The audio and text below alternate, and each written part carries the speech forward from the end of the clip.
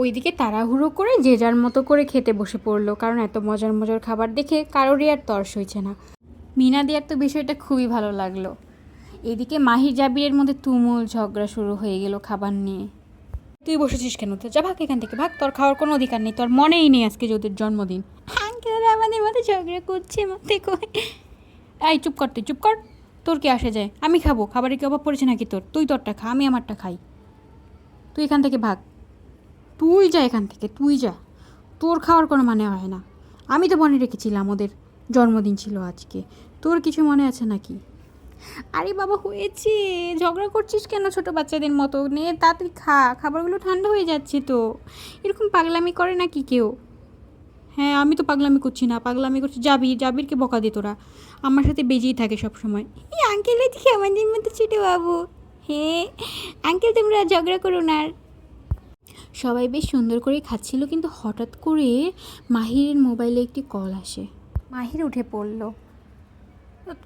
তোরা কিছু মনে করিস না প্লিজ, আমার একটি ইমার্জেন্সি কেস পড়ে গিয়েছে রে, আমাকে এক্ষুনি হসপিটালে যেতে হবে, খুবই খুবই ক্রিটিক্যাল পেশেন্ট। তোরা প্লিজ প্লিজ রাগ করিস না, হ্যাঁ কষ্ট পাস না। কি কেন?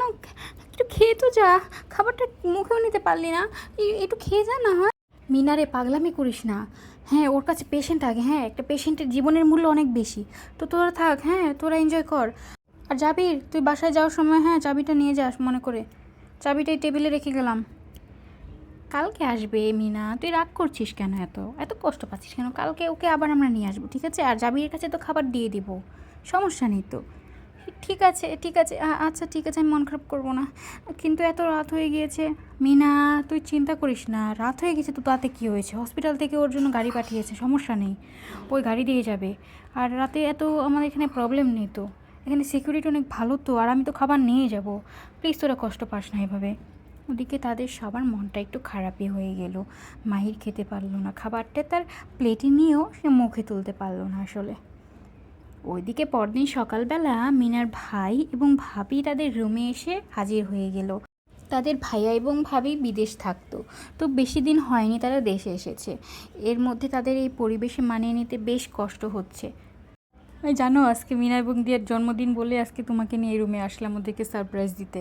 দেখতে দেখতে তারা কত বড় হয়ে গেল, আজ তাদের 25তম জন্মদিন। শুনো শুনো, ওদিকে কিন্তু আজকে খুব সুন্দর করে সারপ্রাইজ দিব, ঠিক আছে? ওইদিকে মিনাই চলে এসেছে তাদেরকে সারপ্রাইজ দিতে। তারা তো মিনাকে দেখে হতবাক হয়ে গেল, এত সুন্দর লাগছে মিনাকে। ভাইয়া ভাবি তোমরা, হ্যাঁ মা তোমরা আমার রুমে এসেছো, দেখো আমাকে কেমন লাগছে। আজকে অনেক দিন পর একটু সাজলাম, এবং দিয়াও সেজেছে, দিয়াও তোমাদেরকে একটু সারপ্রাইজ দিবে।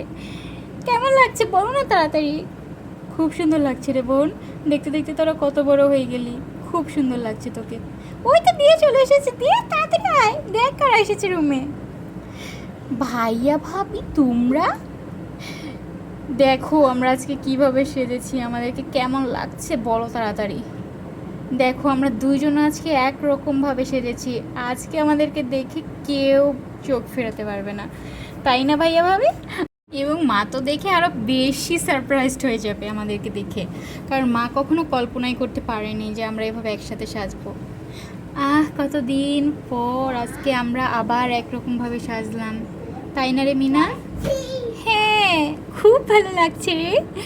আর সবাইকে ডেকে নিয়ে আস না, যা না, সবাইকে দেখায় আমাদেরকে কেমন লাগছে। আরে এত পাগল হচ্ছিস কেন? এখানে ভাইয়া ভাবি আছে তো, দেখা না তাদেরকে। আরে পাগল বোন রে আমার, ঝগড়া করছিস কেন তোরা? 25 বছর হলে কি হবে, সেই 5 বছরের বাচ্চাগুলো রয়ে গেছিস তোরা। ঝগড়া করিস না রে বোন, ঝগড়া করিস না। আমি ঝগড়া কোথায় করলাম ভাইয়া? রিয়াই সবসময় আগে ঝগড়া করে আমার সাথে। বন্ধুরা আমার ফুবিদেরকে কেমন লাগছে?